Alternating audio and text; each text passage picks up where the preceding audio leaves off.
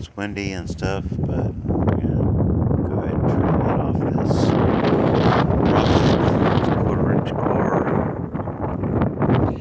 with the iron oxide and sulfur fuel.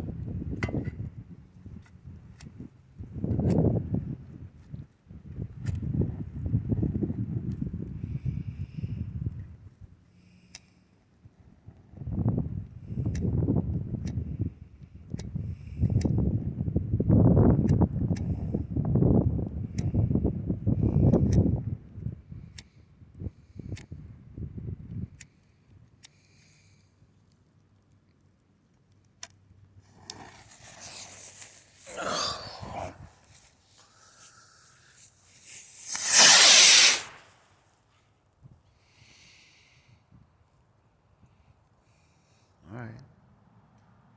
Ouch.